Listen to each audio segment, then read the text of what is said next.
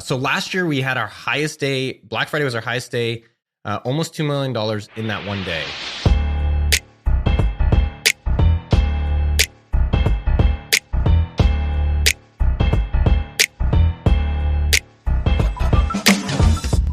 Are we ready to roll? Can we roll? Bro, you got to take that hat off, though. I can't see you. All right. I was just I wanted to wear a costume of sorts. Oh, there, I can see you like that. A little bit more spicy. Yeah, you're good like that. I couldn't see your eyes. Do you have an ice bath? Yeah, I have a cold. Have you not jumped in our cold tub? So is it called Cold Plunge? Yeah, the coldplunge.com. I have one too. And what is your opinion of it so far? I like it. I use it about twice a week. I use it Monday morning for coffee. It's basically my wake up thing, and then I'll use it Wednesdays after a workout. What's interesting though, there's a book I think called Endurance. Yeah, I love that. And they basically I love that book. There's a book, and I think what they said was that scientifically it doesn't do anything. Yes, and so that's why I have like a problem with Cold Plunge, which is the actual product is amazing. Like if you want to be cold, it's a good one. It stays like 39 degrees all the time, but it doesn't. I'm almost certain that it doesn't do anything. And some people say it impacts your brain if it does anything, but like there's still even conflicting research on that. I think the big thing that I like about it is that it makes me feel tough. Yeah. It makes me feel good about myself. I'm like, Noah, you're not tough, man. You're weak. And I don't know. I don't really have that self-talk in my head, but I go into this thing and I was like, do 10. And then when I'm about to get to 10, I'm like, you could do 15. And then I just feel proud of myself. How long do you sit in there? And then I get out for? And I'm like, it varies. Maybe like a minute. 2 minutes? Dude, I did 5 minutes at 39 degrees and it was incredibly painful. That's what it said online to do. So I did it and I was just like, I was legitimately in pain. Like more pain than I've ever felt just through exercise.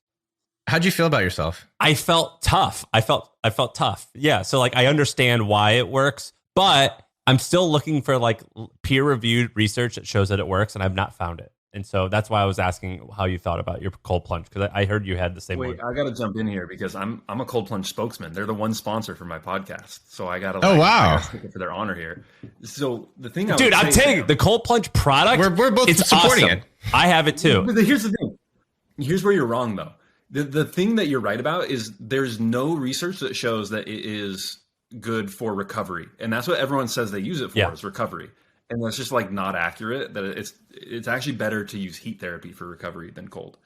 But like some of the brain stuff, there is like more research there, as well as like some of the other benefits around mood and like have you heard of this brown fat cell storage stuff like that? Yeah, but yeah, I hear you. I think it kind of works. I still need to be convinced. It's like a workout. The way to think about it is like it's a workout for your nervous system. Like it improves a lot of stuff that way, but it's just not good for recovery. I guess I would actually pitch the opposite, Sam and Ben, where lately I've been really into baths. That's just like been my go-to. So like I got these bath bombs, got a little CBD in it. I'll light a candle. And then I'll either put on a podcast or I'll read. But that lately, I mean, men, especially men, because women they knew about this. They just didn't want to tell us. But like, I literally just came from a pedicure.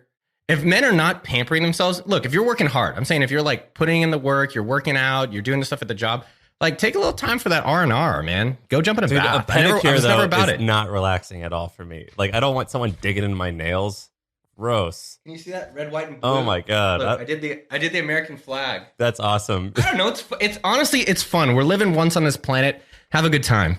All right, let's talk about. You came on last time. I personally thought the episode was only going to do okay. I'm telling you, I got tons of people that DM'd me. Ben says that people thought it was pretty good. I thought people thought it was great. But for this one, awesome, man. You have a list of 1, 2, 3, like eight bullet points, but there's a ton of ideas here.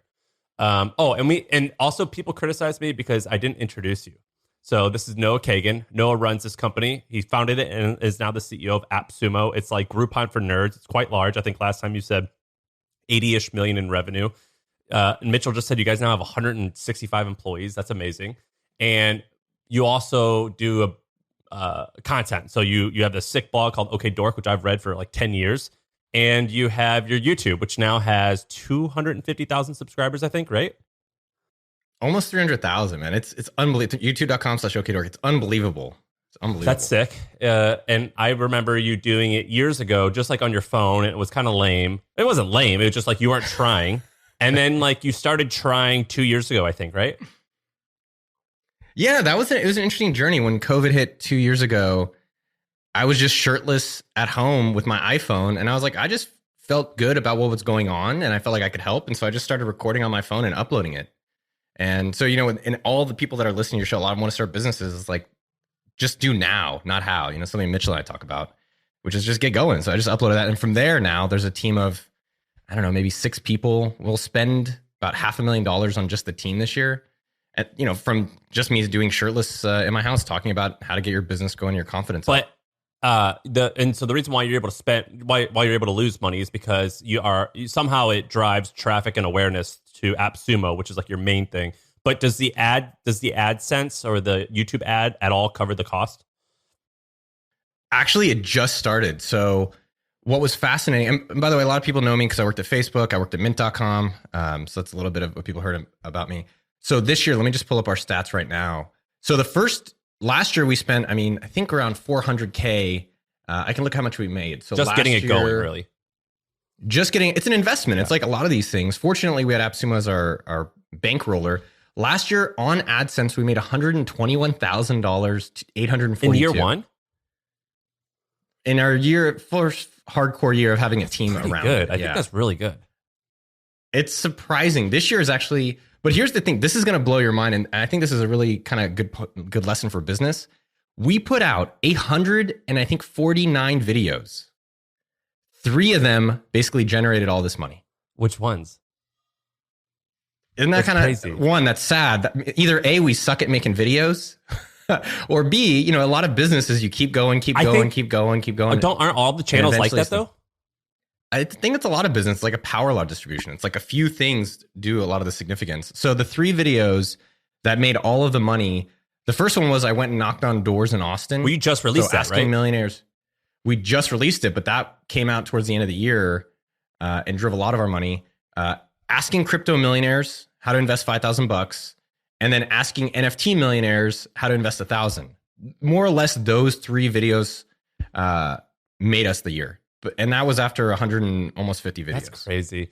Do you think you'll surpass your 500,000? Do you think you'll break even on AdSense this year?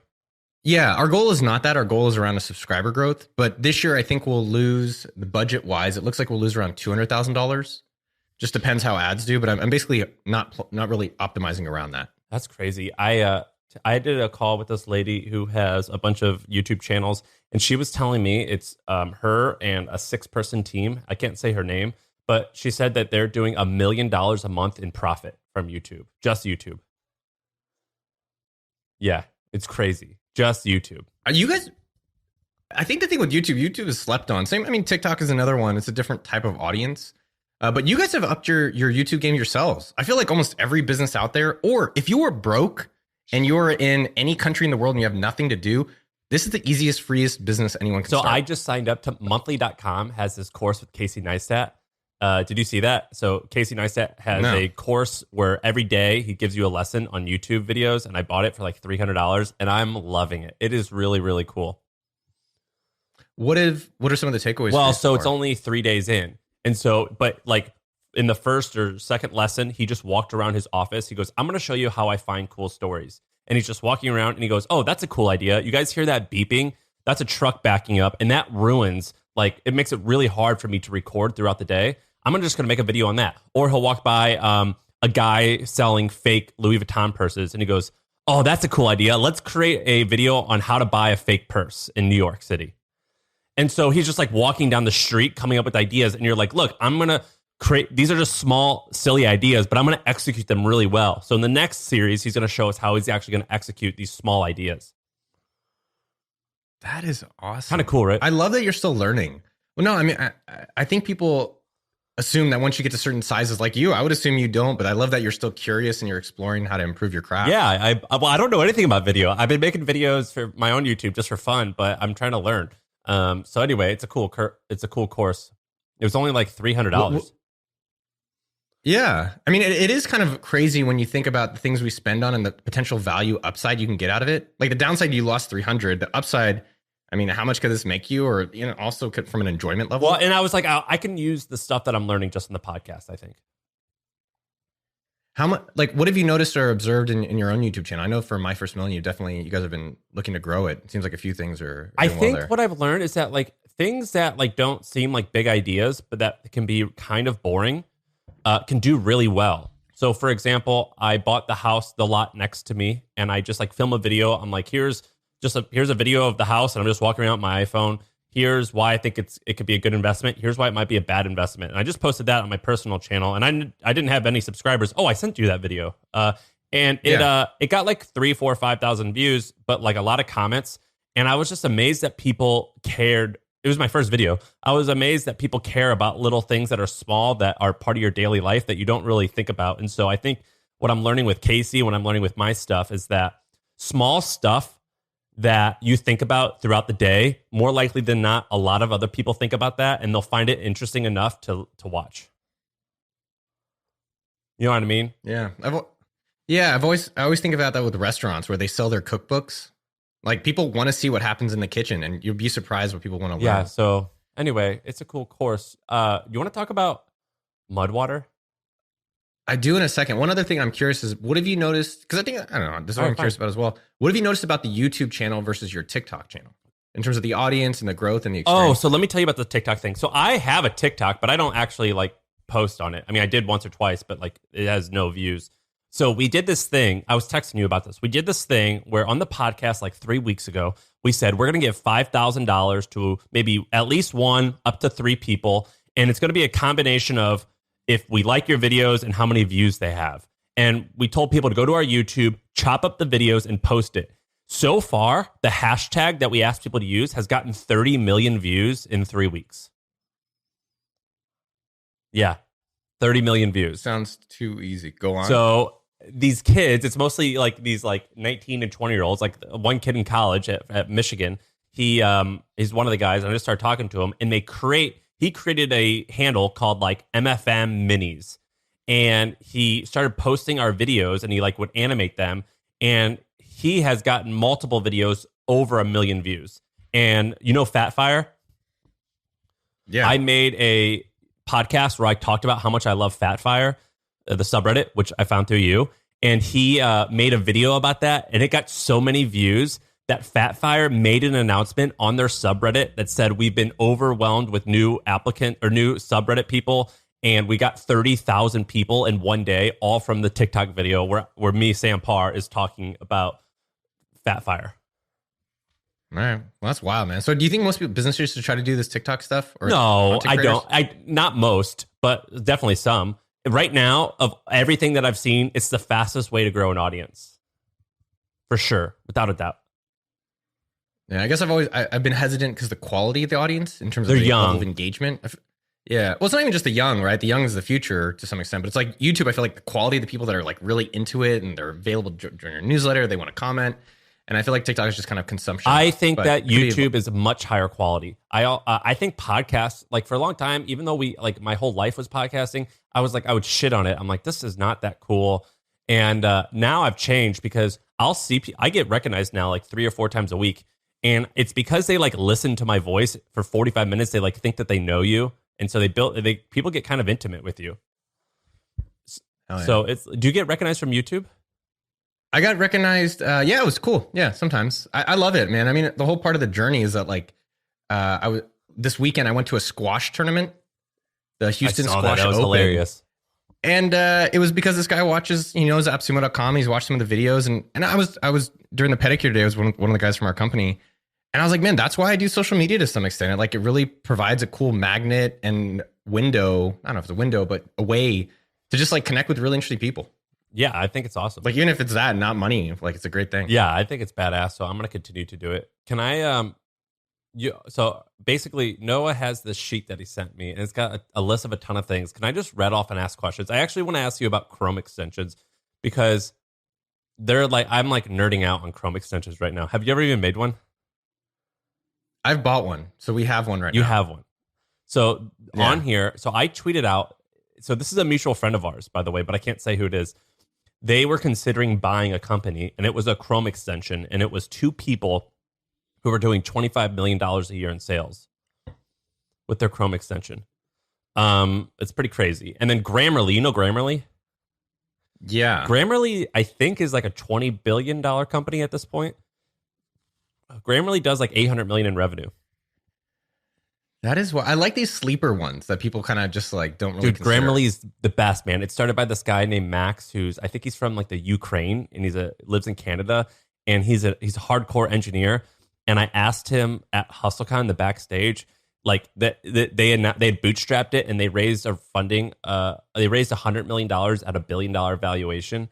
And I was with them backstage, and I was like, dude, that's amazing. So you're like almost a billionaire now. He goes, yeah, it's pretty cool. Like the business is way bigger than Noah. And he smirked, but he was real low key. He's like, yeah, it's cool. The business is way bigger than most people realize. Like it's going to be huge.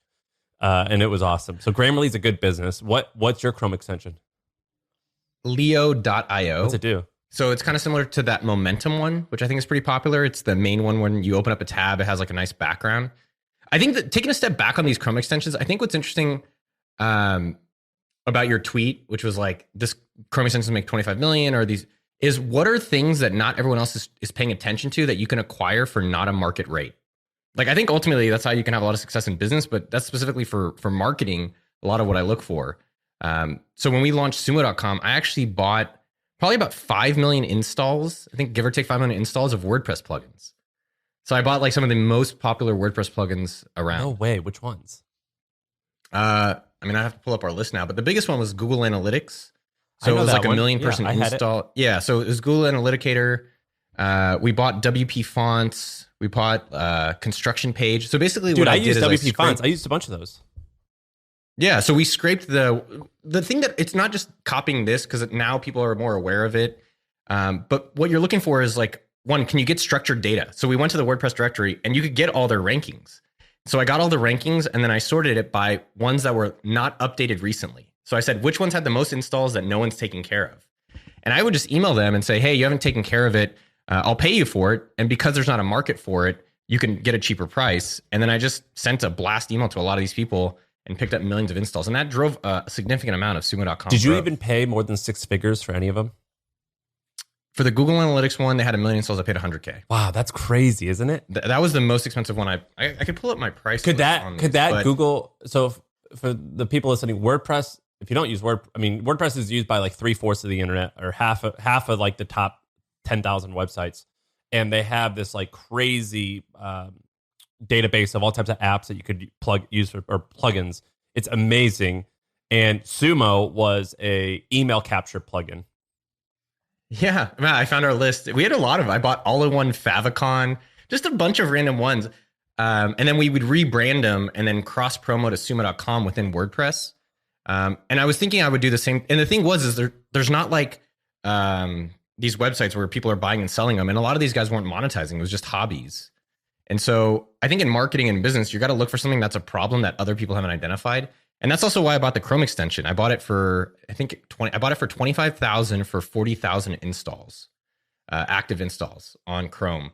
But with that one, we could not monetize it at all. We tried like paid features. We tried ads to it. We tried to grow it.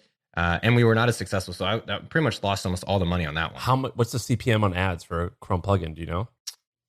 I don't remember what it was, but it was abysmal. And it wasn't something that we were able to grow dramatically like I thought we could. Like the WordPress stuff was really cheap. Like we were getting that stuff super cheap back in the day. That's crazy. There's this guy. Like there's this guy who I bet you know, who you definitely know. I think his name's Syed. What's his name? Syed. His last name starts with a B. Syed Balgi. And he owns this thing called Awesome. What's it called? It's called Awesome Corp or something. He owns WP Beginner. He's like the WordPress underground mafia. He owns a lot of WordPress blogs. And let me explain the story that I know it as. So basically, he's young. I think he's from Pakistan, and he's only like 28 or something, or 29. And he started this thing called WP Beginner, which is a site on WordPress. So if you like how to install blank on WordPress, he'll show up number one. It gets like 5 or 10 million uniques a month, a ton of uniques a month. And using his blogs, he would see which plugins would get the most installs. So he would say like, here are all the best like forms for WordPress, or here's all the best like font plugins for WordPress, and he would just see which are the best. He would buy the best ones and then just promote them extra hard on WP Beginner. And at this point, I bet you he makes $50 million a year on all of his WordPress stuff. I wouldn't be surprised. I mean, I love these industries that like everyone's sleeping on. Like, I think that WordPress stuff is really interesting. It probably is still a decent category. What's fascinating though is the other side of this, Sam. So I actually try to do the same strategy in Shopify apps. So I went over to Shopify and we were launching sumo.com on Shopify. And I was like, man, I'll just go buy all these people over there. What was interesting was that a lot of the people on Shopify were a little bit more savvy and they had recurring revenue. So they were like, we want 10x the price, where like 10x the price of their revenue. Where the WordPress plugins, they weren't really making money. So I was like, hey, I'll pay 1 cent for every active install you have. So I was getting them for very, very cheap. But the Shopify ones, like I literally couldn't buy almost any. So our friend Andrew Wilkinson bought a couple of them and he rolled them up and eventually took it public. And it's public on the Canadian Stock Exchange right now, probably for $600 million market cap. It's called WeCommerce. And they do like, I think $30 million a year in revenue just off Shopify apps. The Shopify ecosystem was interesting. I mean, it's interesting if you can create something really easily and other people can copy you really easily. And then you don't control the payments. It was a whole wild experience in there because Shopify controls all the money. You don't.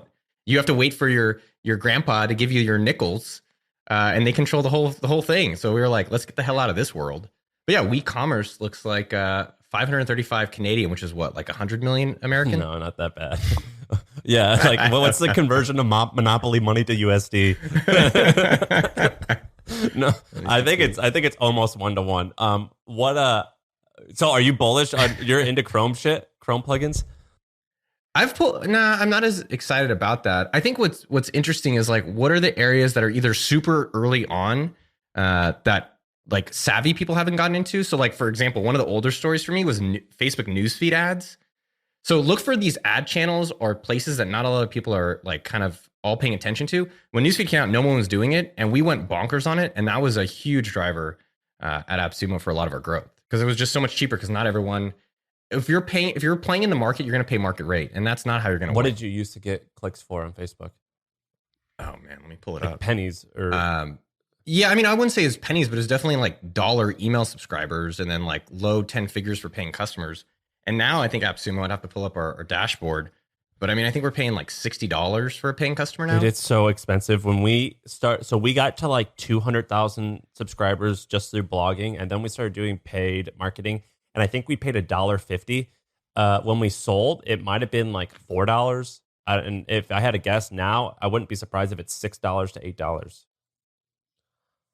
Yeah, I still think there's opportunity. I mean, the opportunities are always there. It's just that you have to be creative and you have to look. So like for me, I was thinking about this recently. Like if I was trying to grow a newsletter, I probably would go try to sponsor like super micro people on TikTok and YouTube. Like these guys and girls that are like sub 10,000 subs. Like if your channel has like 966 subscribers, like you'd be a perfect person because you have like an engaged audience. You're super smaller. You don't know how much money you're supposed to be making. And the fact that I'm giving you attention, it's kind of like what I did at mint.com. We've done this with AppSumo. Mitchell on our team is doing it with AppSumo currently. I think that's still a really affordable way. Let me ask you about a creative way to get a lot of growth. Let me ask you about Mint. So Mint, you were like one of the first hires there, right? Yeah, it was number 4. And Mint eventually, at the time, it sold for like $120 million or $200 million, something like that, right? Yeah, 170. And at the time, that was considered massive. It's still a lot of money, but like particularly then, it was like it might as well have been $1 billion. And I loved Mint. It sucks now, though. Like, I don't like Mint. Totally. Why? What would you do differently if you were running the show now?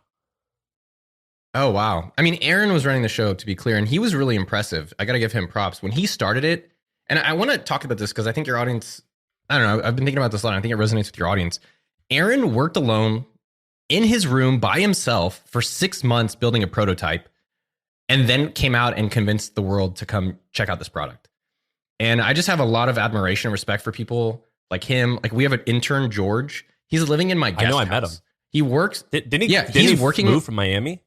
Or sorry, he Hawaii. moved from Hawaii to live in. He was living in another room. His desk was an Amazon box.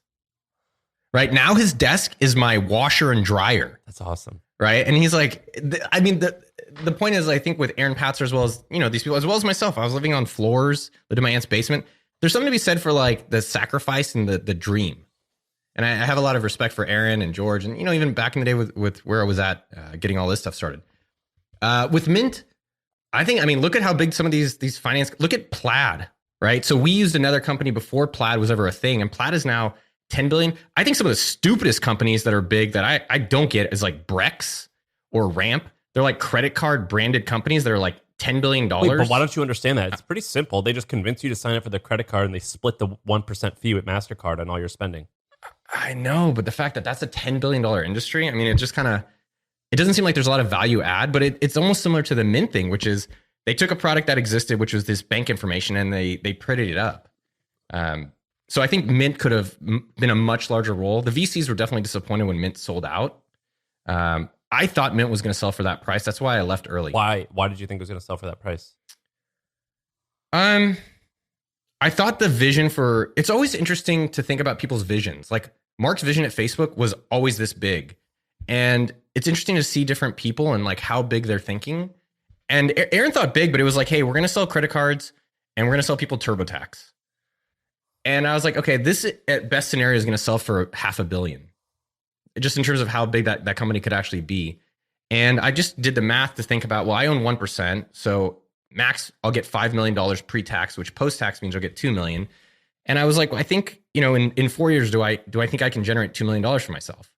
And so I was willing to take that bet. That's kind of interesting because I don't think that I think that big. I mean, I would say like most people would think $500 million is a pretty big exit. What could he have done differently to think bigger? I mean, what would a bigger example be? And so let me be clear. I don't care. Like, I don't care what people's visions are per se, and everyone should have whatever dream they want. Like, if your dream is to make $5,000 a month or $500 a month, I'm not hating on anybody's dream. It was just, I think look at how big fintech space is today, right? Like Plaid alone just almost got bought by Visa for $7 billion. You have Robinhood, which is whatever, $15 billion. So what Mint did, which was really interesting, was it acquired a lot of customers really cheap. I think if they didn't sell out to Intuit as early, there would have been a lot of different avenues that they could have parlayed this audience of young people who are interested in personal finance into a lot of different avenues. At the same time, though, dude, if someone came to you and you did take that, take it, which is a good thing too. Like, well, was he wealthy? You can make. No. How old was he? I mean, he was definitely educated, but he had a chance to cash out. I think he cashed out 30 to 50 million bucks. And I think he like moved to some like remote area in New Zealand, and he's just living there now. Yeah, well, he started like a ambulance company, like a software for ambulances or something like that.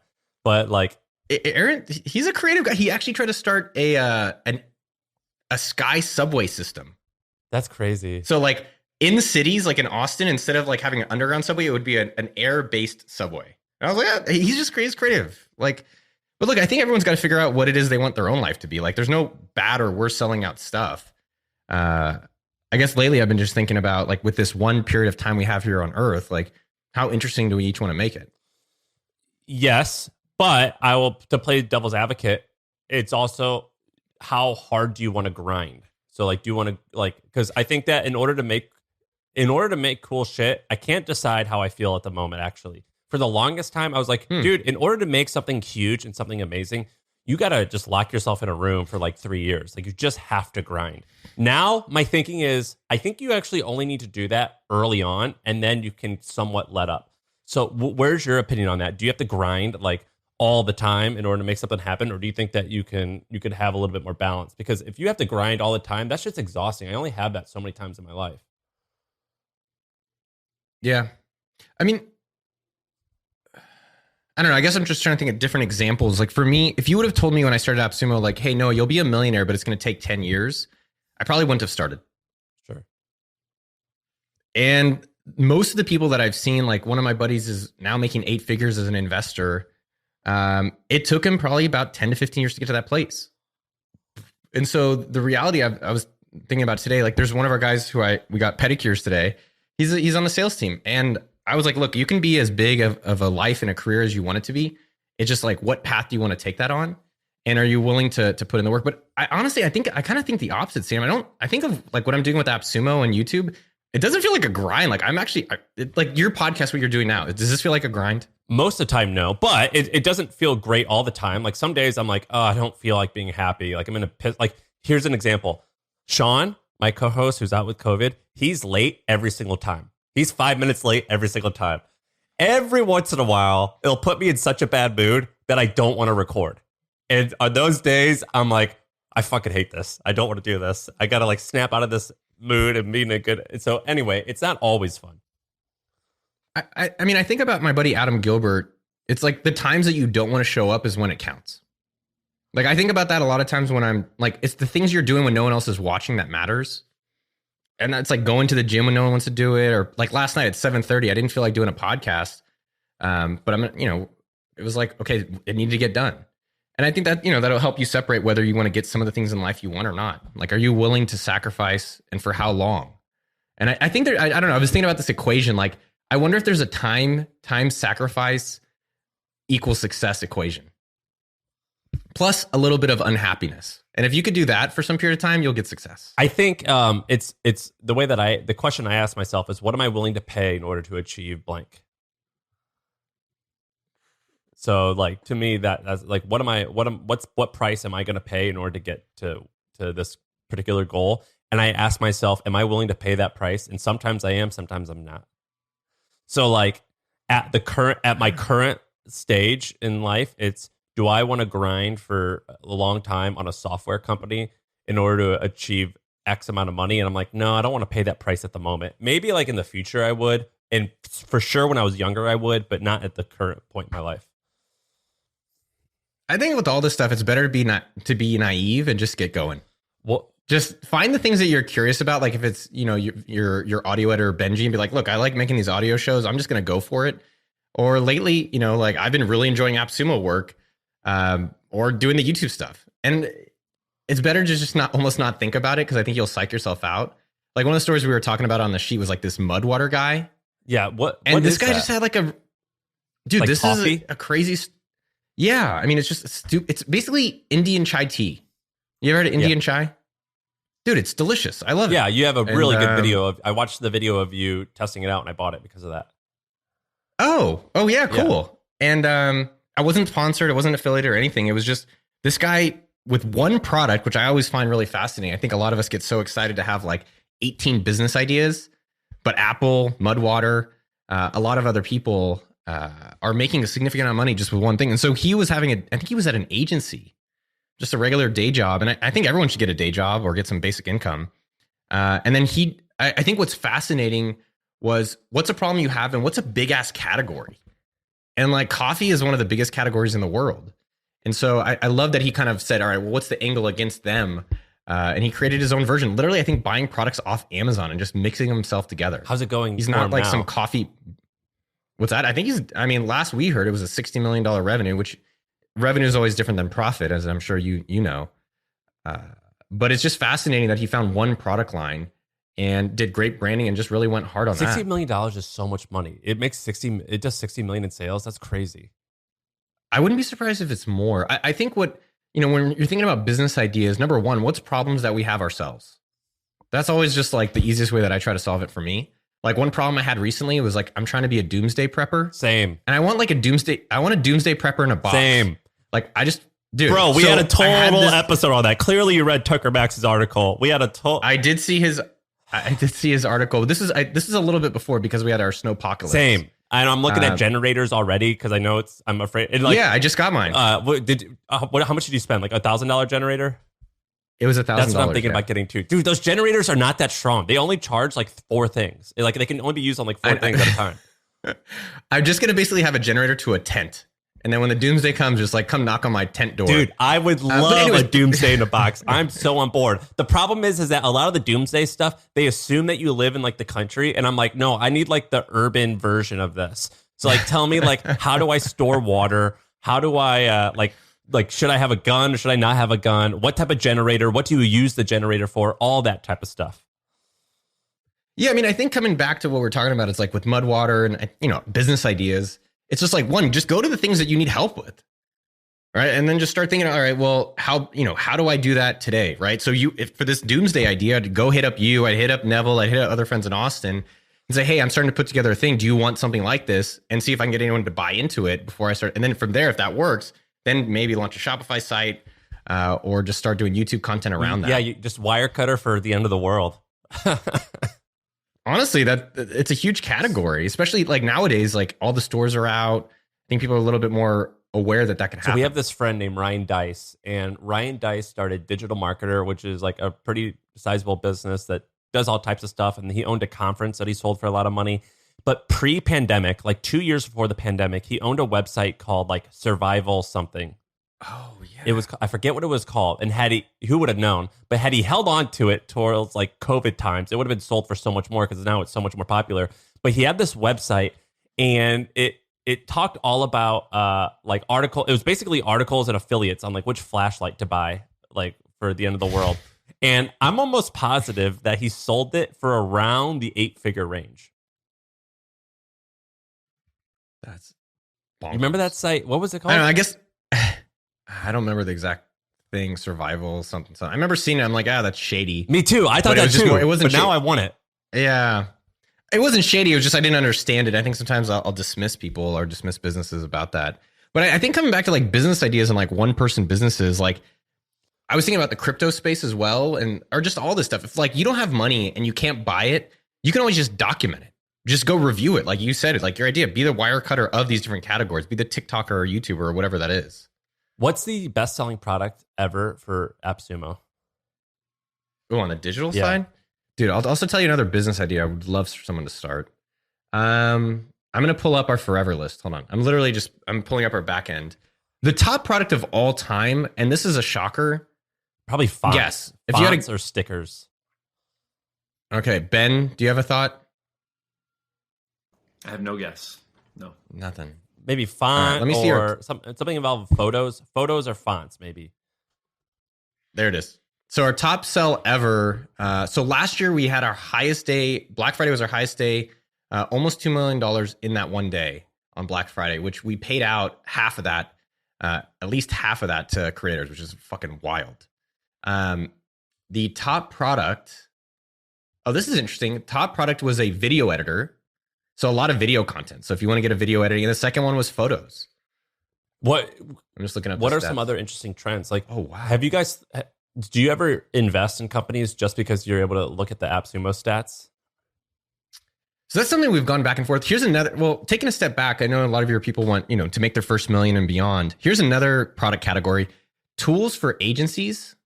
But if you think about what that really is, so I can't say the product because it's his private numbers.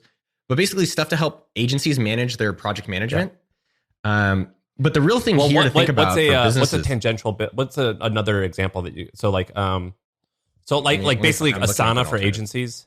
Yeah. Like ClickUp, like something like a ClickUp, like a ClickUp alternative. We have a lot of that on AppSumo. But anyways, the point that's interesting about that is, and this actually surprised me when I came back to work at AppSumo, is what are things that you can sell that help people make money?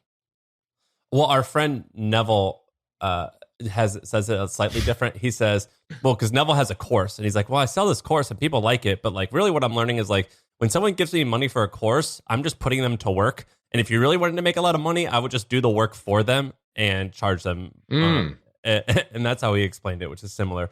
But so what are some of the other top ones on AppSumo? Yeah, I'm looking them up. So dude, stock photos is a sleeper. I'm shocked at how many people want like stock audio, stock photos, stock video. Secondly is video editing, which if you're not technical, that's probably harder to do. This is the area that like this blew up a lot last year and it's still going, which is all this GPT-3 auto content stuff. So auto ads, auto writing, so like copy.ai alternatives. Yeah, I'm an investor in copy. So we promoted Writer, Happy Scribe. I'm looking up the other major ones around that. Those are just some of the ones that I'm just like shocked at how well they've done. But I mean, I think cool part about AppSumo and like people should check it out is like there's a lot of new products that you honestly can just check out what's getting popular and then make some type of alternative or make training around those types of products. Would you ever invest in stuff based off the AppSumo data? Oh, I've actually invested differently. So we've talked about this over the 11 years of the company. Like, hey, they're doing well. Instead of us taking a split of the sales, what if we took equity instead? And I would have liked, I mean, dude, think about this. We've promoted Hopin, they're $8 billion. We've promoted Udemy, Mixpanel, Optimizely, MailChimp, Fresh. I mean, if we took some splits, it would have, it'd be a different trajectory for our company, but it's just not something we've done. I do it differently. I invest in the companies that we use in our company. Sure. Like what? Atlassian, I went and invested. So when we were building Shopify apps 5 years ago, I was like, I don't know if our Shopify apps are going to work, but I'll put $10,000 in Shopify stock when it just started. So if our apps suck, I think the Shopify thing will probably work. And that Shopify stock now is like 60K. But Atlassian, HubSpot, I bought a lot of HubSpot stock once we started transitioning a lot of our team to HubSpot. But I think where I just think about it is like, where do I have an advantage or understanding that other people may not? Sure. Yeah. How many products have you guys promoted on AppSumo? Like hundreds or thousands? Thousands. I mean, we've been doing 11 years. I think right now on AppSumo, we have 11,000 products. Oh, yeah, it's definitely gone a little wild as we become a software marketplace. that's crazy. But 10,493 products. So when we like years ago or a couple years ago, we had Zoom was one of our advertisers, and this was before they went public, and the ad crushed it. It was so good, and we were like, "Damn, dude, people love this product. They love Zoom." And I ended up buying stock right before or right at IPO, and it like knocked it out the park.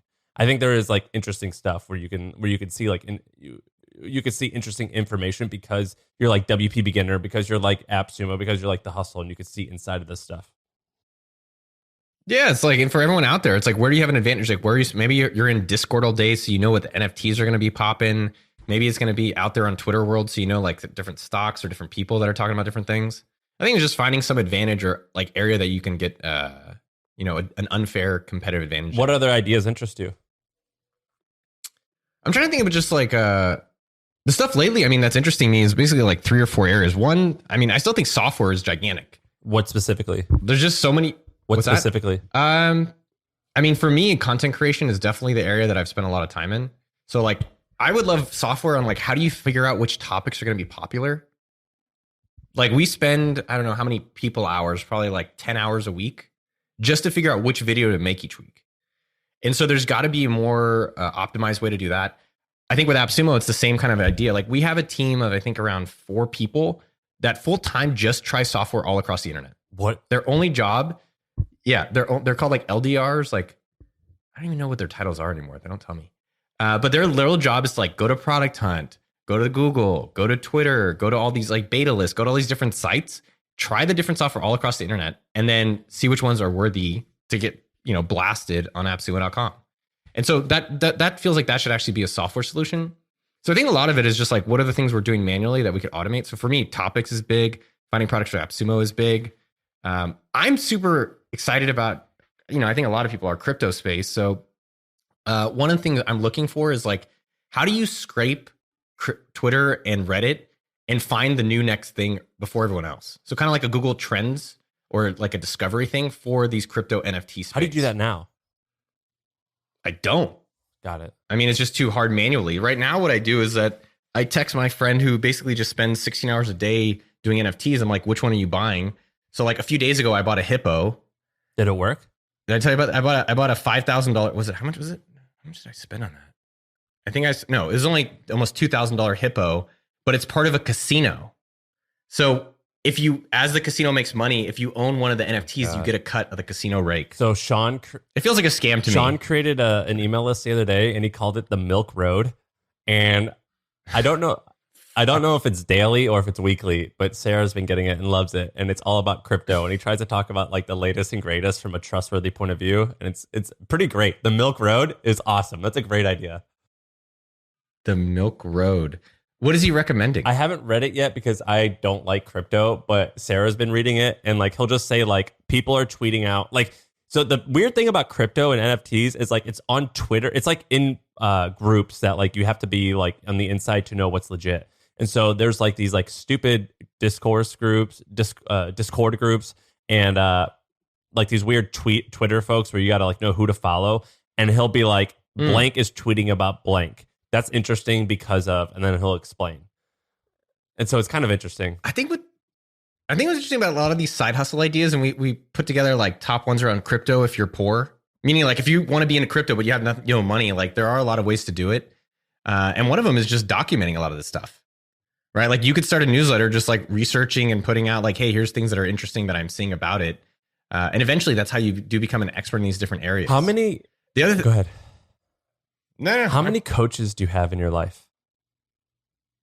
Oh, right now? Not as much. So I have a CEO coach. So there's a guy I've been working with named Ken Coleman out of the Bay Area. What firm? Is that Torch or is it? He's just an independent. So Ken's like old school. Like, he's not tweeting. He's not on YouTube. He's just been around Silicon Valley in a lot of these different kind of companies. And a lot of his stuff is very like, it's like really obvious euphemisms. Like, leaders, Noah, leaders lead. He's basically like a dad. I'm like, yeah, he's great, man. He's great. Who other coaches have I do? And then I have like a CEO advisor. So this guy named Raj who works at Indeed. He's phenomenal. He's a little bit more operational. So I go to him with different people that were, I'm like, yo, here's things that I'm seeing today. What do you think I should be doing about it? And so him, I have a Hebrew coach. Right now I'm looking for a squash coach. I've been really getting into squash. That's kind of been a harder coach to find. So you've always been into coaches and you've always done lessons. I love you've always coaches, done man. lessons. And so like you've always had like flight lessons or like, oh yeah. I think you used to do boxing. And so after we started boxing's on Friday, I still do it. So after I talked to you, I started hiring coaches and coaches are pretty sick. So I've got a bunch of them now and they are badass. It is absolutely up to, all my coaches are fitness related. But like, if I do want to learn something, I always hire a coach now. It's 100% the way to go. Dude, I'm glad. That's cool to hear that, man. Han, so you have fitness coach. Well, for your boxing, I have like a boxing, fitness? yeah, and like we like, and so he's because I'm like trying to fight and like prepare for a real match, and so he's like helping me. And then I have a fitness coach as well. And then for a little while, I did my body tutor, but I have a different nutritionist now. So yeah, I'm all about coaches. I think for people, especially if you don't have money to do something like that, it's more also like, how do you just get someone to hold you accountable?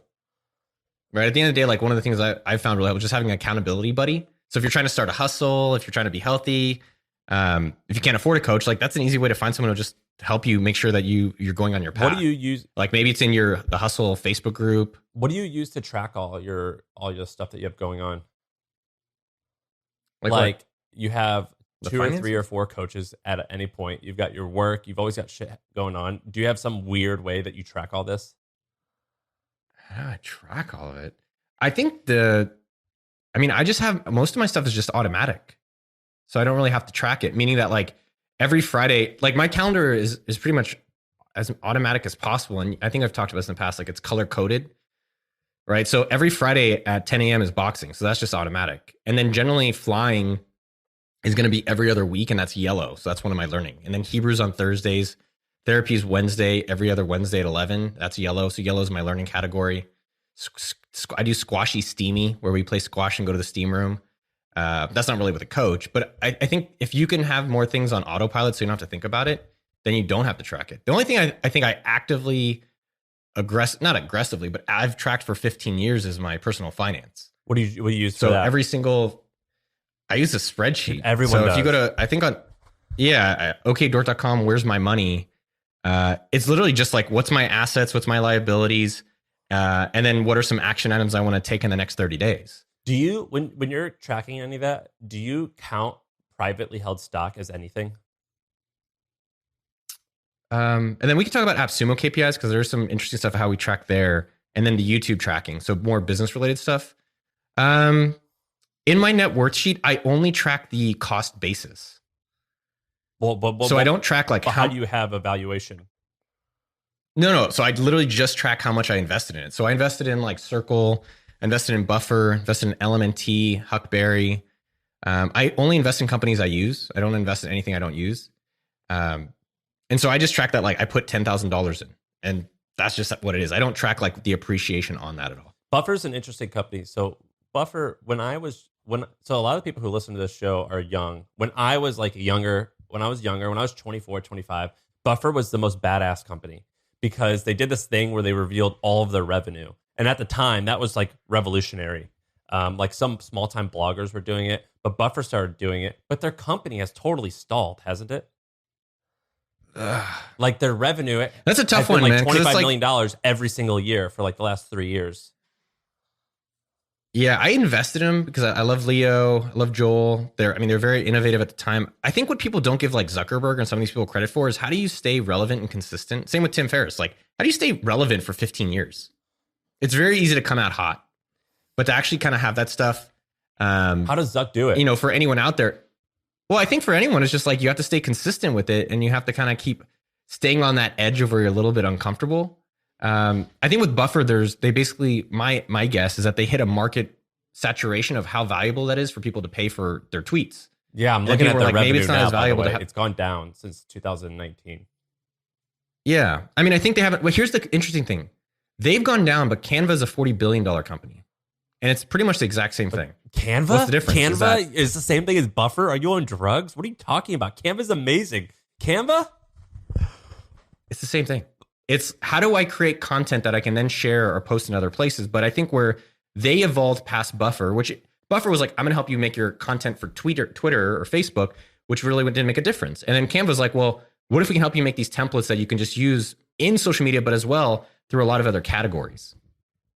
And so I think that's kind of like market size is where they, I think, iterated better than, but not iterated, but picked a better market. Same as AppSumo. We got lucky with this market. Canva is going to be like software just got Canva's going to be one of the most valuable publicly traded companies, I think, in the world when they go public. Dude, have you seen their numbers? They've just crossed $1 billion in revenue, and it's like doubling. Really? Yes. Canva is killing it, man. They raised money at a $40 billion valuation because they grew their revenue from 500 million to $1 billion in a year. And it's on a tear, man. Canva's amazing. That is bonkers, man. Canva is Wow. crazy. All right. And what's crazy is the founders are husband and wives, and they bootstrapped it for a long time. And so the husband and wife trio or a couple is worth like 15 or $20 billion right now. Good for them, man. It's nuts. Good for man. them. Canva is a crazy story. We're going to have to cover Canva sometime because they're I growing think like that's a an weed. interesting one to- I have no idea how they grow But- so fast. One thing I did want to come back on, Sam, I was talking to Mitchell on the back end. One thing that I do in tracking that when I've told people, they always find it pretty interesting is like I do monthly life and reviews. I told you about this? Every month?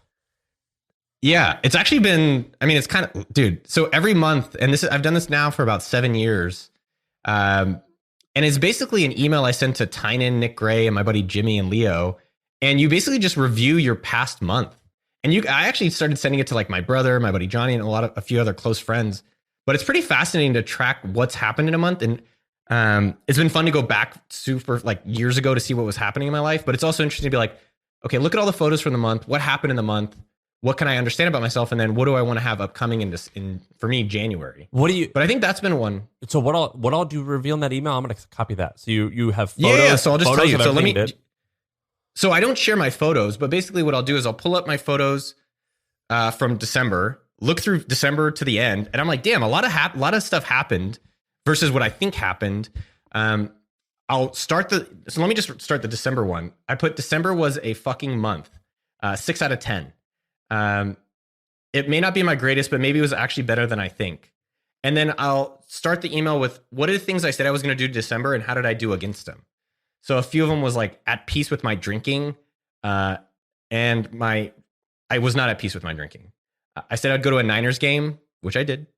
Lock in my 2022 bucket list, which I did. And then I'll just try to do like a little bit more of a stream of consciousness reviewing of how the month actually went about themes, work, travel, family. I've tried it with categories and I've tried also just free flowing. There's not whatever works for you. I think the important thing here is having like a group of people that you can send it to that don't even have to give you feedback. Like you don't need their opinion, but it's just like, here's my life. How's your life? And if you want opinions, you can ask. Would you ever make that public? And then also, this is way too raw to make public. It's like, such good content. I would love to read. This. I mean, I'll send you the December one. Just don't share it. But it's just like. Well, I'm just saying. Like, I'm thinking. Like, would I do that as a blog? It's pretty cool. The end of year reviews for a lot of people. The reason why I started thinking about Syed recently, the guy, the WP beginner guy, is because he has this end of year review, and I always love reading his end of year review. I didn't really see. I'll look him up. Some of this stuff has like. We did this like wild therapy out in Mexico on the beach, which was just like psychedelics and that. Some of the stuff is just really sensitive. Yeah, but I don't know if I'd want to make it public. I'll send you. Let me this so ask you can about check it that out. really quick, and then we'll wrap up. But did that stuff make a difference? Just doing psychedelic therapy, which I told a story about how I almost did it one time, but I got kicked out of the group. Why did it get kicked out? This lady used to work at Lehman Brothers. She was like worked at the banks that like helped destroy America at one point. And she got mad at us for talking about money too much. And like she was saying how like her medicine needs to be free for the world, but was making me pay $2,000. And I was like, lady, you realize how like how like hypocritical you are. Like you're talking about like how capitalism ruins everything, but you worked at Lehman Brothers and like you're making me pay you $2,000 to do drugs with you. Like, come on, like don't act like your shit don't stink. And she kicked me out of the group. So I didn't get to actually do it with her. You couldn't have your self-improvement. Yeah, she didn't let me do drugs with her. I do want to end. Mitchell is messaging me. He's like, yo, you got to do your favorite purchases or website. Wait, but tell me really quick, did the therapy work? So I've done a lot of different therapy. Like I've done ayahuasca, which I put that article out that went viral. And have you read that article? Yeah, if I remember correctly, the takeaway was like it was cool, like it made somewhat of a difference, but like it wasn't that great. No, it's definitely impactful. It's just intense. I mean, I think there's a lot of different ways to eat a Reese's peanut butter cup. What I always think. It was LSD therapy, and I think the main theme that I took away from that specific experience, well, a theme in general for me is like, how much should we have life be super predetermined? Like, I want to go make this much money, or I want to go on this vacation, versus how much should we just let the day like unfold? And I think that was definitely a theme I was trying to just understand. I think the big theme from that specific experience was like, how do I let more joy in my life? Right? Like my word of the year is smile. Like I think it's good to have an intent. Yeah, like to have an intent or something in the year. And for me, smile is just like, yo, just enjoy it, right? We're all going to die someday. Just like enjoy the grind, enjoy getting to chat with you today, which, I was like, this is probably the highlight of my day. Well, I have a buddy coming at 6:30, but I was like, I really want to talk to Sam today. Like I'm looking forward to it. So that was the main theme from that experience. I think there's a lot of ways to learn about ourselves. I think, MDMA or LSD therapy, regular therapy, journaling, there's a lot of different ways, whatever is calling people at the right time. What are your, all right, Mitchell was telling, he also told me this, or he wrote it in the thing about best stuff to buy for under $100. You and I are the same in that we buy lots of crap just because like we're both obsessed with gadgets. By the way, you sent me over. So I told Noah I was going to go camping, and he sent me over this massive Tupperware container with like all these gadgets. There was candy in there that expired in like 2012. Like I went camping. Did you use any of the gadgets in there? I went camping and I used your lantern and I used like one of the flashlights and a headlamp. And I found some Swedish fish or something like that, but it like expired like years ago. Oh. I'm more of a Sour Patch Kid guy now. That's what it was. Sorry, it was Sour Patch Kids. It was like it was that type of candy. Yeah. Huh. Different purchase. I don't know. I was trying to pull up some of the different things that I've bought that I'm like, man, I like these and I use them a lot. Let's start with the cold plunge though. The cold plunge, I didn't buy it. I was gifted it. It was expensive as shit. It was like $5,000. But in my opinion, if you want to be cold, it's a pretty cool gadget. I like it. I guess the question is, like, I think retail is $5,000. I think you'll appreciate this. I hit them up and I said, hey, I'm a social media influencer, which I find ironic. Oh my God. I say that as a mockery. I didn't actually say that. I was like, hey, I'm interested in your product. Can I actually just pay cost and then I'll promote it? Because I figure like I want to support them as a business. So I think for people out there that want to get free crap, like just pay cost. You get it a lot cheaper and you can promote it if you like it.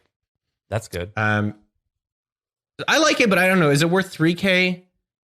Probably not. I've been using the bathtub and the hot tub a lot more often. You have a hot tub? I didn't know you had a hot tub. Come over. You gotta come over. I'll do a workout. Oh, dude, here's the thing that I think people are sleeping on, but some people are using it. Have you used Apple AirTags? I just got one. They're pretty great. Dude, they're like secretly amazing. Like I throw it in my luggage and in my backpack. So if it ever gets lost in like travel or if someone ever jacks my backpack, there's like a little secret tag in there. Dude, I've been using Tiles for years, but the Tiles are only okay. The AirTags are. What's the difference? I never used those. Just the interface and how loud the beep is. Oh, that's it. Yeah, just those two things. They're pretty, dude. You can actually. I haven't messed with 3D printers too much, but Tynan, he puts out Tynan's gear list. If you don't check out Tynan.com's gear list, definitely one of the top gear lists ever. Like in terms of like the TYNAN.com. So his gear list is awesome. He has like a lot of USB stuff and like what's the smallest charger to be using. But what you can do, which is crazy, on Etsy, this is a really neat hack. You can buy a 3D printed thing where you can put an Apple AirTag and then secretly attach it to any of your bikes. So if you're a biker, for like $15, you can buy a secret thing that it attaches to your water bottle and no one will ever know it's there. So you have a tracker on any of your expensive bikes. Oh, that's sick. But does the AirTag, so the AirTag only works though if it's within Bluetooth of an iPhone? Of any iPhone. I think that's where there's a little bit of like controversy, but it's any Apple device. That's that crazy. has an internet connection. All right. I think is it internet connection or Bluetooth mesh connection? I thought it was Bluetooth. Which is kind of like fucked up if you think about it. Bonkers. Right? Dude, well, I mean, there's these stories where like someone put it on someone's car and then they're tracking them home. I think that's obviously like that's messed up. But I think just the technically, like, it's just a fun tool to start playing with and just start experimenting with. All right. So what else have you gotten? Dude, you know what I've gotten really into? Tea. Why? I'm like, I don't know, man. I've been into like Chinese tea. So I bought a Snow Peak bottle. It's called Snow Peak is the brand. It's like super good for like travel and stuff. And then I buy, it's called a Gai Wan. I can't believe I'm talking about this publicly. I don't know. It's just so nerdy. It's like what creepy white dudes do. I mean, you are that. These Gai Wans, you have like a little Chinese tea ceremony, and it's really inexpensive. You can go to AliExpress, buy it for like $10. And I bought a travel one actually. So I have one for home, which you can buy on AliExpress for like literally $10. Or from Keith Titanium, you can buy a Gai Wan that's for camping. That's like $200. So when I travel, I'll bring tea around, and I get it from this place in the Bay Area called Old Ways Tea. Is it? Well, yeah, oldwaystea.com. That has definitely been something I'm way more hyped on. And I've definitely been drinking a crap ton more tea this year. A good thing that I bought recently, which I'm almost positive you have as well. What brand chair do you have? I think this is an autonomous. Same. We have the exact same one. So, so basically, these chairs that I was looking at, they're like $1,500. Like a fancy chair, like Are they really? an Aeron, I think it's called. It's like 1,200 to 2 Gs. They're really expensive. And so Autonomous is a new startup that's making chairs and desk supplies, and it's basically as good, I think, as the really fancy one, but for like $350. Yeah, these are definitely affordable. One thing one thought I've had, Sam, is like, what have you bought in your life that you're like, man, this is luxurious? I was trying to think of things that I'm like I bought this Levi's jacket because it's getting cold in Austin. It's got the little fur. It was $89, and I probably looked for a coupon. And I'm like, yo, this is like, I look like a cowboy, like a real cowboy. This is obviously kind of a joke. And so I was just trying to think, like, what are other items in my life where I'm like, man, I can't believe how rich I am, even though it's not that expensive. And definitely that jacket is an example. Dude, Amazon. Oh, you have these Amazon basic moccasins. I got those because of you, actually. Yeah, they're sick. Dude, right? Those are $20. I'm like, I walk around my house. I'm like, who's the king? Who's the king? I love that. One thing that we that was do you. at my house is we do Costco socks. And we'll buy like 50 pairs and just never match socks again. And then at the end of like half the year or so, we just throw away all the socks and get new ones because like if they wear out or because I hate matching socks. And so really? I hate, like it's just stupid. Why do I got to like spend all this time like putting them in a ball together? Like just give me like a huge bin where they're all the same and I'll just grab 2. It's stupid. Matching socks is stupid. I take a stand against that. And so anyway, I just don't match socks anymore. And so that's my splurge is I spend like $200 a year and I just get fancy new socks. Also, another thing that I do that's pretty amazing is I do that same thing, but with ex aficionado underwear. So like, when you put underwear on and there's like a pair that's always like the last to be used because like the band is all stretched out or you just like don't like it or it's like stained or it looks ugly. Like you're just not about it. So I just threw all those away and I only bought one style, one color, but like 30 pairs. And I spent like $500 to do it because ex aficionado underwear is like $20 to $25 a piece. Dude, I only wear Saks underwear. I think it's the same kind of thing, but it's got the whole little ball holder stuff. Yeah, I like those too. I like Saks. They're a good brand and they don't stretch out as fast, but they still do wear out a little bit. I definitely feel pretty luxurious in them. Do you ever mess with Lululemon socks? Yeah, I'm all about anything Lululemon. Dude, Lululemon socks, like these no-show socks, because all the other no-show always get holes in them. And I'm always just like frustrated about that. But the Lululemon ones, what other stuff have you bought that you're like, yo, this is rad? And I do want to spend at least 5 minutes. I know we're going to end here. I want to spend 5 minutes. Like, how do we grow your podcast? Let's like brainstorm. Like, I know that's something you're aiming to do. So let's do one or two more of these items. And like, I don't know. Let's have like a 5 minute powwow. Let's do that now. Let me tell you the numbers now. So in December, we did right about 2 million views. I think, or 2 million downloads, of which like, I think 600,000 was on YouTube and the rest, so 1.4 million, was just people going onto iTunes or Spotify. Okay. So what's your numbers. current goal? Do you have a goal this year around the audience or podcast? Yeah, I think 3 million. Consistently getting at least 3 million downloads a month would put us in like the top like 5 business podcasts in the country. What's been the biggest thing that's helped you grow it? This is like the way, I don't know, I'm just trying to brainstorm with you here. What's helped you get the biggest delta in new subscribers? So one of the shitty parts about podcasting is that I've done a lot of growth stuff. It's been crazy hard to grow it. And so the biggest thing that's done well is we've just invested more time and more energy into good content. So Shaan and I like prepare, we research a ton. Our chemistry has gotten better. So that's just like one big category of just like improved content. The second thing that we've done that's starting to work really well is we're buying ads on other people's podcasts. And so we've learned this strategy from Jordan Harbinger. Jordan Harbinger has 15 million downloads a month. Of course, he's in like a big category. It's just like culture, I think is the category he's in. And he basically spent $900,000 in his first year buying ads on other people's podcasts. And that's how he got big. Okay. You should sponsor my podcast, or I'll just put you. I mean, you're coming on next week for free. Well, I'll sponsor here's it a question. for sure. Yeah, I mean, how many downloads and episodes do you get?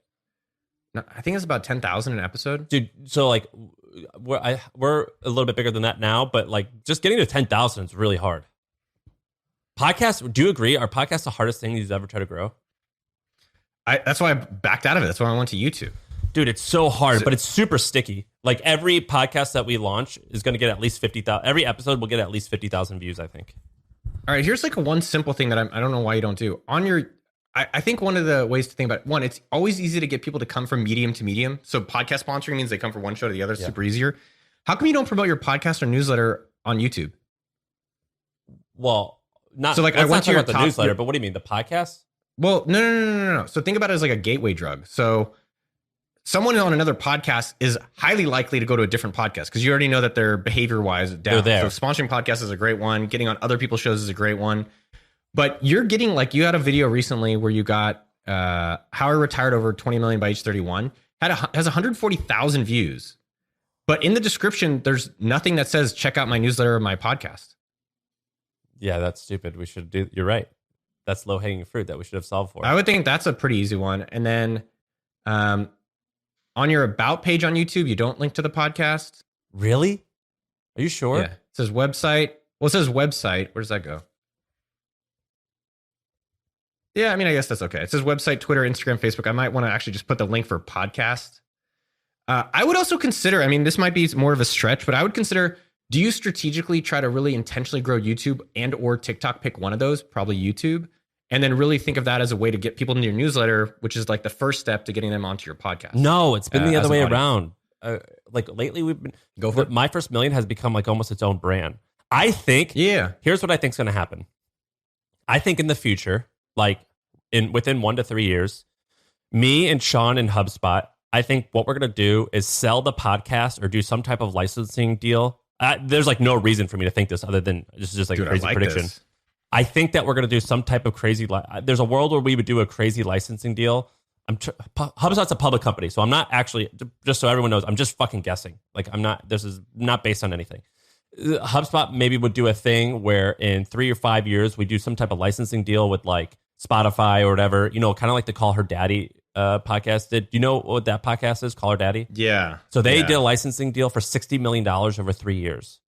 And I think there's a world where we would do that with like Spotify or one of the other big public platforms. And I think that's I like that as a creative. Hold on. Why did you say getting people to come on to your to like grow the YouTube channel or TikTok is not worth it? Or not as important? You were like, yeah, it's not good. Like, what do you mean there?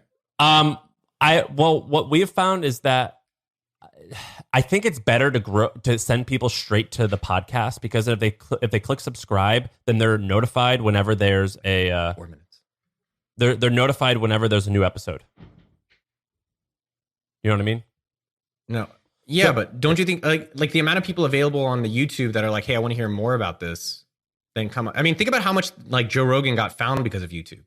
Well, and the second answer to that is, I mean, we're trying. It's fucking hard. If we're trying, I'm like the efforts. If you look at our YouTube page, look at our videos, like the efforts there, like they just don't get that many views all the time. It just is taking a long time. How many views? Look at our YouTube. How do you think it's going? In my opinion, I would say. Do you want recommendations? Yeah, I would say it's going okay at best. Okay, so I think what you're doing is you're uploading podcasts to YouTube. You're not actually creating content that people watch on YouTube, right? So if you look at our channel, like YouTube, OK Dork, the content is like made for YouTube. So the two things that I would tell your team, here's what I would recommend you to do. Over the next like 3 months, look at your CTR, like the click-through rate of all these different videos, and that'll basically show you if you're picking the right topics. And then as well, your thumbnails What's the baseline? If you can hit a 5% CTR, you're doing very well. You're doing very, very well. So like, would you say 3 to 5 is decent? I mean, 3 is decent. I think if you want to get to 5, you want to be like hitting a really high number. So like our recent like awesome videos are hitting 5. So I would basically just start tracking your CTR, your click-through rate on these things. And the second thing you want to be, this is just the start with this stuff, is that I think this is a way of expanding the pie that people find out about you. And then they're like, oh, in your description about page, go to the newsletter, go to the podcast, which I would just update your top 10 videos here. You don't need to do all of them, but do them moving forward. The second thing is your average view duration. So the Hasan Minhaj one it's a 2-hour video. There's a reason it got 26,000 views. It's because it's long as hell. And I'm guessing your average view duration was like 20 minutes. How many does that have? 20,000? 26,000. Wow. Where, the serial killer got busted through 23andMe. One, I don't know how that's relevant to people making $1 million. It's not. Put that on your own channel. Bro, come on. Don't blame me for all this stuff. Who's in charge? I don't know anymore. Okay, well, anyways, I think the second thing is just look at your average view duration. Do the same thing. Just look at a line graph. So like, how are we trending? And don't worry about super optimizing. Just worry like each month or so, can we try to get both those numbers moving in an upward direction? Any other things? And I think you were able to do that. What's that? Anything else we should do? I mean, your thumbnails aren't really how Dude, much. I'm pretty sure we're using your thumbnail guy. Yeah, it might be the thumbnail guy, but you're like, how much are you actually spending to make a great thumbnail? So like every one of our thumbnails now, we go and do custom photos. So at 4:30, it's the third time going out with a photographer to take a thumbnail for the same video. Dude, that's so much work, isn't it? Isn't that crazy? There's so much work to make it like a YouTube video. I just dismiss it as like, oh, you're just fucking around. It's so much more work than I thought. Yeah. To be good. I mean, I don't know. I'm not going to say some cliche shit. Anything great is worth working on. Do you feel like an idiot though on the side of the street doing this face where you're like hands on your head and you're like freaking out about the 2022 stock market and how it's going to go down? Well, I mean, the other thing it's honestly enjoyable. And I find it kind of like a science. It's like a game where like, it's a game more even than a science. Like, how do I win this game? And doing that, it gives me an advantage. So hell yeah, I want to do it. And I find it enjoyable. I think, topics, you should also just kind of consider the topics you're putting out on YouTube. Like, how much do authors make? It's not something that I think people are really like going to immediately stop and drop everything to watch. But like Solana billionaires right now, crypto and NFT and stuff like that, and how to get rich is always popular on YouTube. But dude, we're not making YouTube specific content. We're just like, whenever we talk, we're just going to chop shit up. So like what we could do is like have pre-planned topics that we think would get popular on YouTube. It's just a little bit harder to do that naturally in a conversation, but I think we can do it. But yeah, our goal, like I'm predicting the future, we're going to get to like the 3 million range by the end of the year. And once there, I think we're going to end up being like one of the big, I think we'll be like in the Dave Ramsey, Tim Ferriss category inside the next year and a half. We can end it. But one thing I find fascinating is there's people who are huge on YouTube that no one knows, but a lot of people know who Tim Ferriss is. Kind of something I don't know, I've just been reflecting on. What does that mean? Well, he's been in the game forever. And he also entered the game when the world was smaller. So like in the niche of like tech and startups, there and this whole like make money online thing, there weren't that many people on it, and there weren't that many people who were famous for it. And he was definitely one of the first that was famous for it. Do you know what I mean? Yeah, I mean, yeah, it's interesting. As the world gets bigger, it's also getting known in your niche. Like I have a friend who's popular in the spearfishing category. How popular? So I think what's that? He's got like a few 100,000 followers on TikTok. He's got a full-time business now. It's called sick Cast. It's called Cast fuck and Groupon Spear. for nerds. I want to be a spearfish influencer. This guy's cool as shit, man. If you ever want to go spearfishing, but I think what fascinates me about him is like he's on TikTok. He just does this. You know, you talked about this in the beginning where you documented your house. He likes spearfishing and he likes fishing, and so he just started videoing it. Put it on TikTok. Got like, I think he's, how many followers do you have on TikTok and YouTube? I think he's got like 200,000 cast and spear, 285,000 followers. He texted me yesterday. I don't want to say his revenue, but he's got a, not a 7-figure, but a pretty healthy business selling spearfishing gear now. Holy so I think moly. instead of getting big at Tim, where maybe people are like, I want to be known, or I'm an expert, I got imposter syndrome, just like do the thing you're already excited about, document that. And I think people will be shocked that they can make a lot of money doing it. Like my brother, he does insurance claims for hospitals. Did I tell you about this? No. So when you go to the hospital, you get a bill and the hospital has to fight with the insurance company about how much to pay. Yeah. So he reviews the bill to optimize to make sure that the insurance company pays the full amount. Okay. Because he can be like, no, they didn't need to do this procedure. They need to do this. And now so I think one of the things is, what do you have in your day job that you can make a business out of? And so he's exploring how to help individuals optimize, not optimize, but reduce their medical bills. So if you got a medical bill and it's like 5,000 or 1,000 or 10,000, he'll review it for free and then maybe take a cut if he's able to reduce the amount of money that that's actually a great idea. There's this company called buyer.co and my friend started it and it was called Negotiating as a Service. And they would negotiate anything on your behalf and take a percentage of the savings. And the company sold to Ramp. So if you go to buyer.co, it redirects to that website, the company you said you don't like, Ramp. And it's not that I hate him. I just don't think they're doing very much. And Buyer, the guy who started it, he's like, I sold out too early, but I didn't have any money. And it was like a cool way to make money. But he was like, this could actually be great. I would do like a negotiating as a service and have my health bill be one of the big ones. Another great company is called Do Not Pay, and they're doing this, but for a variety of different things. Oh, yeah, I saw that. I like Do Not Pay. Yeah, Do Not Pay, the robot lawyer. There's also like vendor.com. Vendor's like a similar one. You give them your bills, they negotiate, and they just take a cut of whatever they say. Dude, I love those services. I love no-brainer it's win-win. services. Win-win, no one's down. Like QuickBooks, or not QuickBooks, TurboTax. Mint. Yeah, TurboTax a little. It's like, oh, it's free. Guess what? If you really want it, it's paid. I feel like TurboTax kinda like, but they don't take money from you. They just take a percentage of your refund. Yes. Which I like. Yeah, that's fair. So I did want to say though, dude, honestly, for your show, because other people out there that are trying to do it, I think obviously you said go on other people's shows, podcasts. I think optimize these other platforms. We're going hard on the TikTok thing. The TikTok thing definitely has worked. But has it driven people? I think ultimately, is it helping me with my goal? Is it driving people to the podcast? Unfortunately, I have no idea. That's another shitty part about podcasts is it's hard to know what works because I can look at my charts and see how many downloads we have. It won't tell me how they heard about us. It's not like Google Analytics where I can see like the person who bought this came from Google because they searched blank on this type of phone. Have you done URL Genius? No, we've done Chartable. Is that the same thing? Well, URL Genius is, I think we use this on our show sometimes. It's app.urlgene.us. It's deep linking, so it'll link deeply into the podcast on Spotify. I don't know if it does iTunes as well. And then you could track, I think, how those clicks are actually looking. So you can put that on TikTok or put that out on the YouTube world. I didn't know about that. All right, I'll look into that.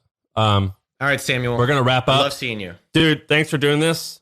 You look good. Dude, thanks for having me. How many people reached out from the last one? Ben messaged me. He said it got 65,000 or 70,000 views. Really? Yeah. Dude, you guys are, man. Yeah. I told you the first time I ever came on your show, I had like this girl I went on a date with was like, I can't believe you're on the show.